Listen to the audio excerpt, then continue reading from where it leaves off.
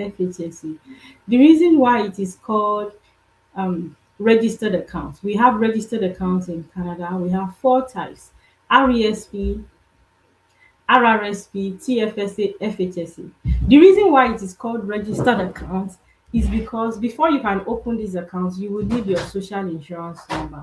Without your social insurance number, you cannot open this account. Why? CRA needs to know the amount you put in there. And once it is above the maximum, CRA is ready to tax you.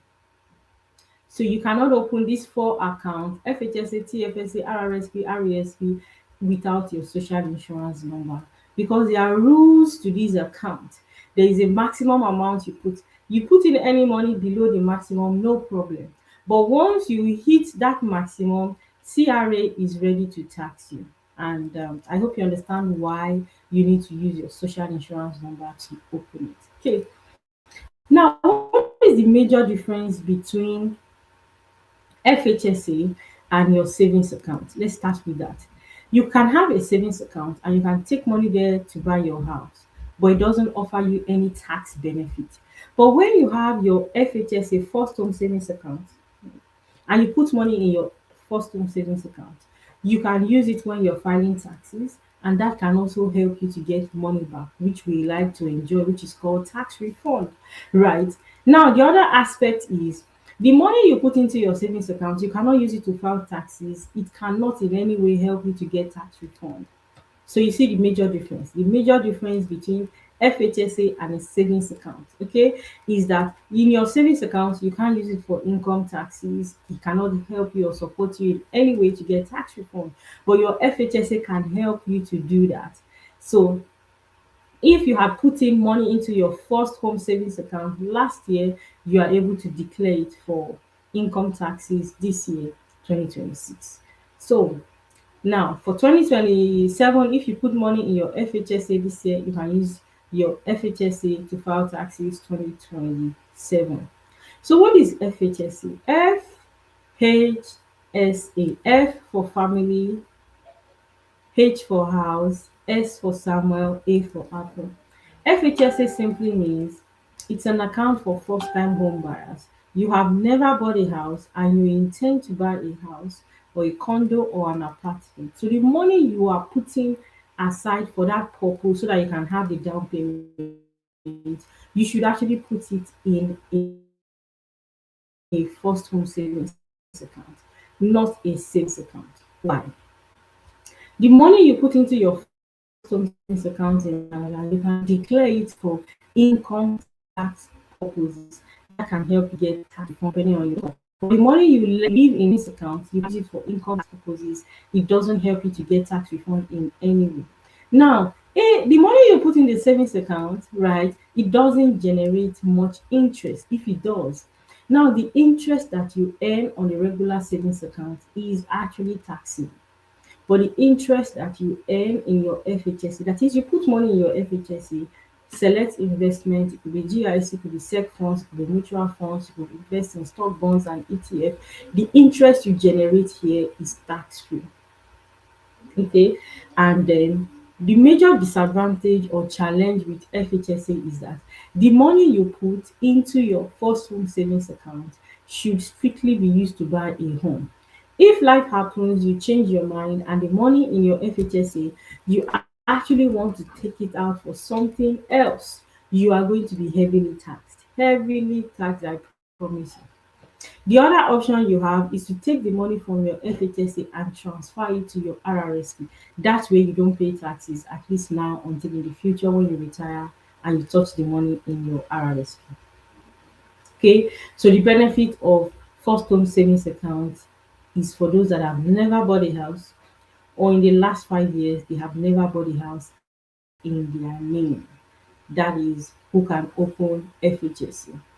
Right? I hope you're on the same page now. Now, the total amount of money you can put in FHSA throughout the lifespan is 40,000. Lifespan is minimum 5 years, but every year the maximum you are able to put into it is 8,000. So let me explain. If you can afford to put in 8,000 into that FHSA every single year, It means after 5 years, you have reached the maximum amount of money that CRA allows you to put into that FHSA, and that's it, nothing more. You should not go ahead and put in an extra $1 or extra $5 because the extra you put, CRA is ready to tax that money. But anything below 8,000, you can put it, whether it's $25, $50, $100, 500, 1,000, whatever you can afford, you can put into your FHSA. So there's a carryover. I hope I'm not confusing anybody here. So this is your first year you want to open first home savings account because you understand the tax benefit.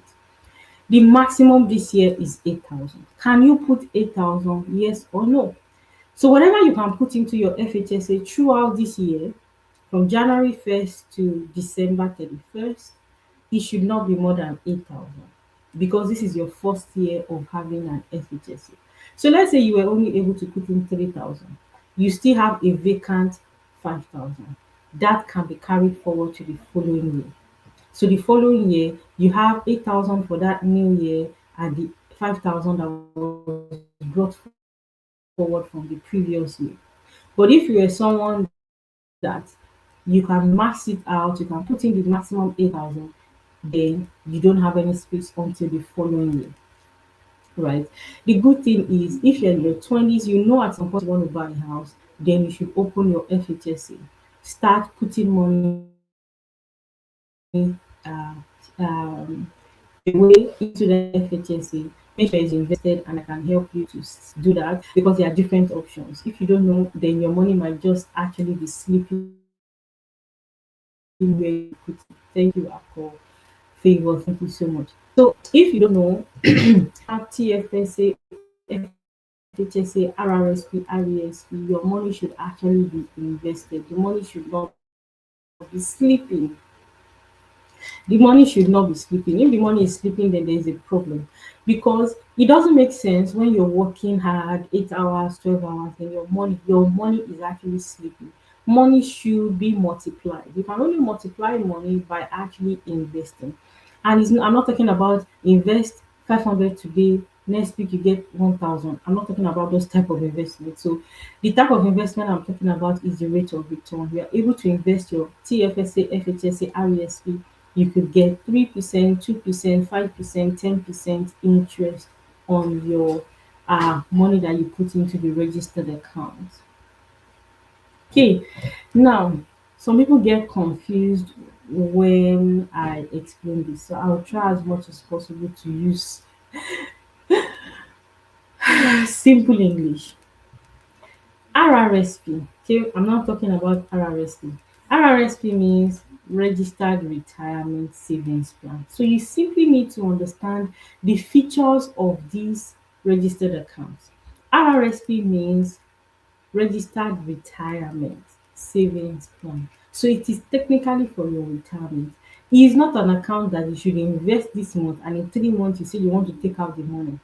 You invest this month, in one year you say you want to take out the money from your RRSP. R for rabbit, R for rabbit, S for server, P for Paul, RRSP. If you do that, you are going to be taxed. Why? Because the account is for your retirement. So you are actually not supposed to touch your registered retirement savings plan before age 65, which is the official retirement age in Canada. If you touch the RRSP before retirement, you are going to be heavily taxed, except you take out the money to buy your first home or you take out the money for continuous education. If you do, in such cases, you still have to put it back. That is another thing you have to note down. If you don't put it back voluntarily, CRA will actually assist you to put that money back into your RRSP because you should actually understand the reason why you want to put money into your RRSP. The money you put into your RRSP is for your retirement. It's not money that you should spend now. So when you put in money there, it technically does not belong to you until retirement. They give you two options to touch the money in your RRSP: withdraw to buy a house or withdraw for continuous education. Even with those two options, you still have to pay back. Even with those two options, you still have to pay back. In fact, if you don't voluntarily pay back, the HCR is going to assist you to pay you back, right? So you have to know these things. Okay, I've explained TFSA. No, I have not. Sorry about that. I did FHSA. I mentioned savings account, and I talked a little bit about RRSP now. So tax-free savings account. Tax-free savings account. It is called a savings account, but it is actually an investment account. So you can have your TFSA and then put in money, decide the amount you want to put in every week, every 2 weeks, or monthly or annually, whatever resonates with you. Every year there is a maximum that we are allowed to put in there. But the total maximum of contribution room that you have might be different from the total contribution room that I have, because it is based on the year that you entered Canada. In 2023, if you are arrived in Canada 2023, the maximum amount of money that you can put into your TFSA is 6,500. Is 6,500. So if you do that, you might be able to put in that amount, anything in between. But if you go above that, then that is subject to taxes. So in 2024, it was 7,000, 2025, 7,000, this year is 7,000. So in other words, every year, CRA determines the maximum amount of money that we are able to put into all these registered accounts. Registered accounts are TFSA, FHSA, RESP, RRSP. Okay. So 22, let's assume you came to Canada 2023. 2023, you are able to put in 6.5 into your RRSP, TFSA and invest. 2004, you are allowed to put in 7,000. 2005, you are allowed to put in 7,000. 2006, you are allowed to put in 7,000. So you have that contribution room in your TFSE. But when you put that money in, whether it's $100, $50, 1,000, 10,000 that you are able to put in, it should be invested. If it is not invested, then you are not doing yourself any good, because your money should actually be increasing, whether by 4%, 5%, 10%. Right? The money is not supposed to be sleeping there. So in case you had your RRSP, TFSA, FHSA with a particular financial institution, and you know it's not growing, you don't see any difference, then it is time to transfer it to a better financial institution that can actually generate a great rate of return for you. So I can help you do that if you are hearing all this registered investment for the first time, and you want to set it up with a professional that has the patience to explain the benefits and the different investment options. That is my job, and I'm licensed to offer. Excuse me. I'm licensed to offer registered account to professionals from the comfort of your home. So yes, I'm a licensed financial security advisor. Yes, um, let me explain this part. You can go to the bank to invest your money. The person that helps you set it up is called a bank advisor. That person is an employee, but I am self-employed. I don't work with just one bank. I don't work with just one financial institution. I work with several financial institutions. So when professionals work with us, they like to work with us because we offer um, a wide range of options when it comes to investing, or when it comes to comparing different financial institutions. Another benefit of working with a self-employed financial advisor like me is because we are able to work based on your availability. If you're available on Saturday or Sunday in the evening, 5, 6, 7, 8, 9, 10, we are available. So far, you have been able to book an appointment with us. So busy professionals like to work with someone like us. So if you need my license, and you can actually go online to verify my license. Yes, you can get my license online. You don't need anybody to send you PDF. You live in Alberta, you can go to Alberta's website to check my license. Saskatoon, Manitoba, Nova Scotia, go to your province website. You can actually check my license from there. Life is easy in this century. You can actually verify information within 2 minutes actually. Okay, so guess what? Now, the major difference between the bank advisor and myself is I am able to help you, assist you to invest your money in segregated funds. The banks will always offer you mutual funds. I can't explain the reason why they do that, but they all know the reason why they do that. Now, apart from the fact that you can invest your TFSA, FHSA, RESP, RRSP in segregated funds, you can also invest those registered accounts. You can use it to buy stock, shares, ETF. You can use it to do that absolutely. So if you say, how am I able to buy stocks in Canada?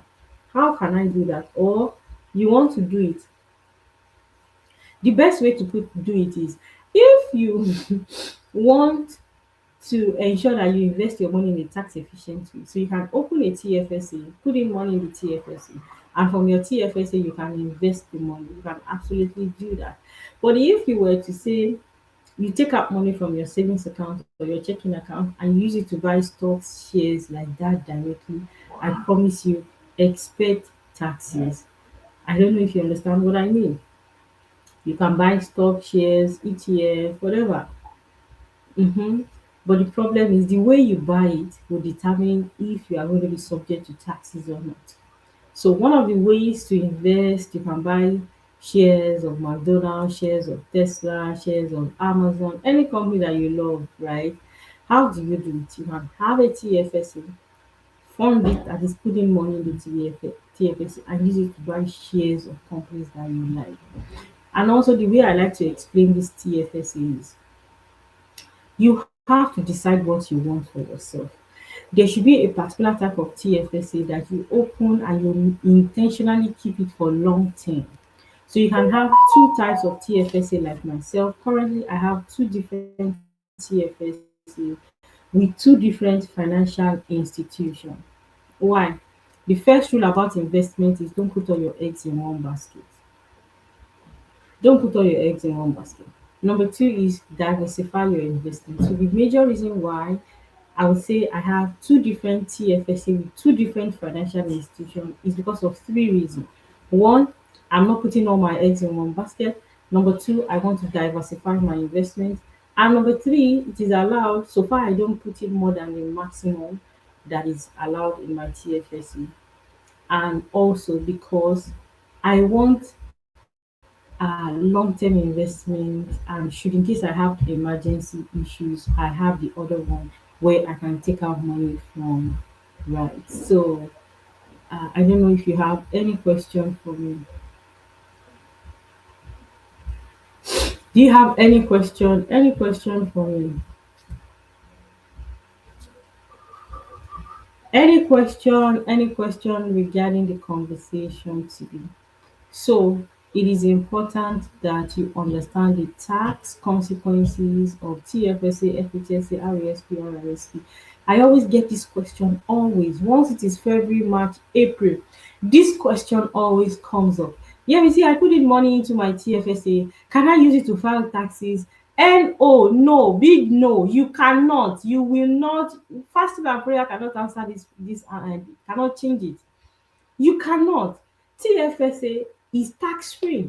You invest, it is tax free. You take out the money, it is tax free. So you don't use it to file taxes. That is the feature of nobody can change it because it is a feature. That is a characteristic of TFSA.